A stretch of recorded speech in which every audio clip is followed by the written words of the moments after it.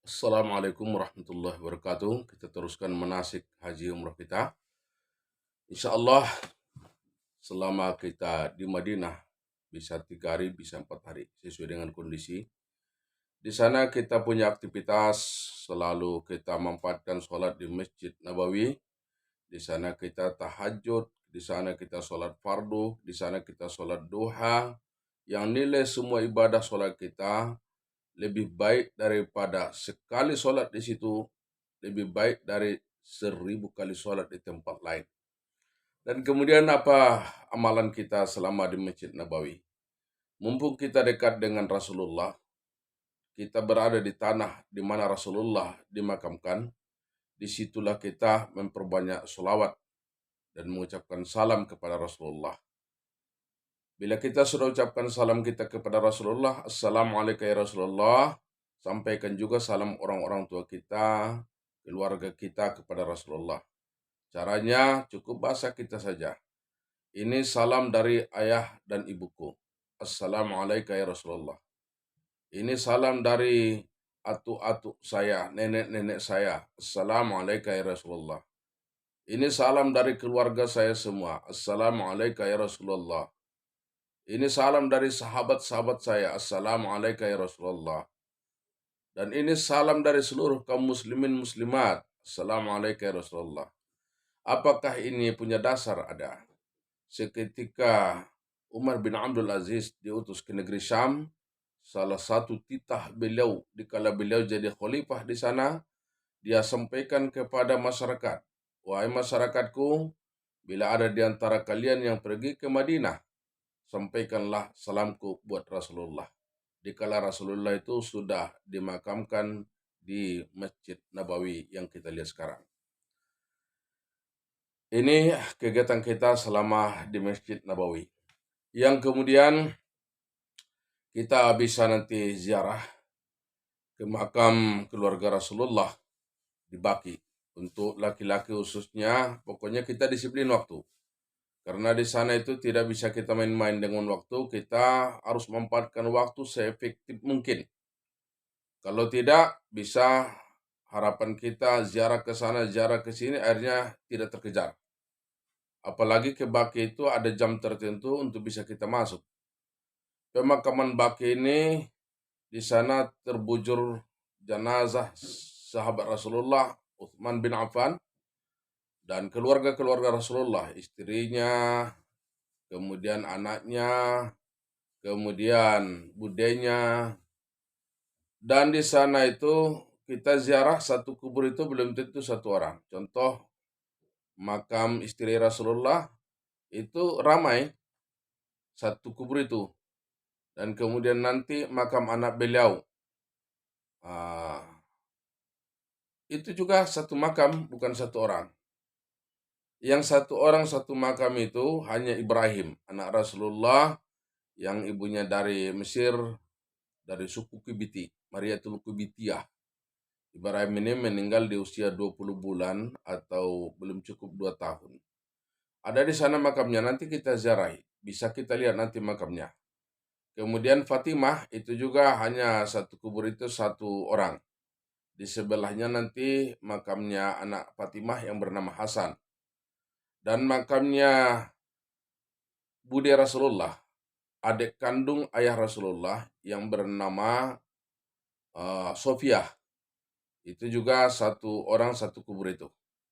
Dan makamnya ibu susu Rasulullah, Halimatus Sa'diyah, itu juga satu orang satu makam. Dan makamnya Imam Malik. Imam Malik juga dimakamkan di Baki, dan itu juga satu makam itu satu orang. Yang lainnya itu satu makam itu sudah bisa 5, 3, 10, malah macam-macam.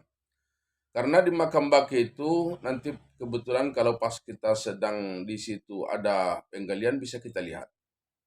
Jadi di Baki itu menggali kubur sekali 6 bulan dibongkar, sekali 6 bulan dibongkar.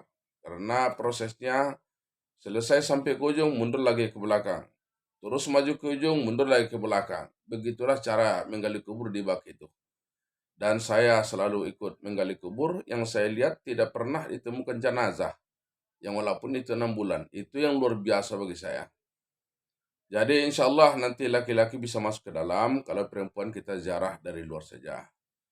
Dan di Madinah kita bisa berkunjung ke masjidnya Ali bin Abi Thalib, masjidnya Abu Bakar, Masjid Al-Ghamamah. Apa ini Masjid Al-Ghamamah?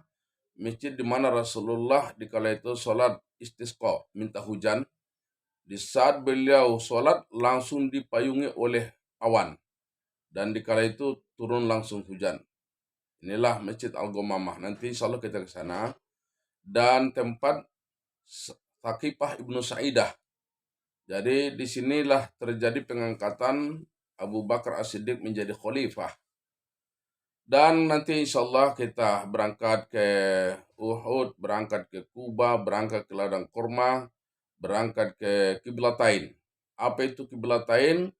Tempat turunnya wahyu, fawalli wajhaka satrul masjidil haram. Jadi Rasulullah itu dulu seketika di Madinah selalu mengharap bagaimana kiblatnya ke Masjidil Haram. Karena pada saat Rasulullah turun Mikraj, sholat itu kiblatnya ke Masjidil Aqsa. Tapi Rasulullah berharap bagaimana dia bisa sholat ke arah Masjidil Haram. Akhir-akhirnya pas dia sedang sholat zuhur, 2 rakaat terlaksana sholat zuhurnya kiblatnya ke Masjidil Aqsa, turun ayat fawalli wajhaka satrul Masjidil Haram. Palingkanlah kiblatmu Muhammad ke Masjidil Haram. Sejak itulah akhirnya kiblat kita Masjidil Haram. Akhirnya sholat zuhur itu 2 rakaat kiblatnya ke Masjidil Aqsa, 2 rakaat terakhir sholatnya kiblat ke Masjidil Haram. Dan insya Allah kalau lapang waktu terkejar nanti disiplin kita di sana bisa kita ke Gunung Mahnet atau ke percetakan Al-Quran. Tapi kalau kita telat-telat, waktu sudah habis karena target kita itu bagaimana sholatnya ke Masjid Nabawi terus. Kalau kita telat, nanti kalau daripada gagal sholat fardu kita ke Masjid Nabawi, bagus kita tidak laksanakan kunjungan ke percetakan Al-Quran ataupun ke Gunung Mahnet. Yang jelas ingat, di Saudi Arabia tidak ada kebun karet. Makanya tidak ada jam karet. Ini yang harus kita ingat. Disiplin kita di sana. Jam 8 ya, jam 8. Jangan kita bikin macam di Indonesia. Jam 7, jam 10. Kalau dibilang jam 8, jam 12. Di sana tidak bisa. Jadi di sana itu jam 8 ya jam 8. Nah, seperti yang saya bilang tadi, di sana tidak ada kebun karet. Makanya di sana tidak ada jam karet. Negara Indonesia penuh dengan kebun karet. Makanya jam kita semua jam karet. Tidak ada yang tepat waktu.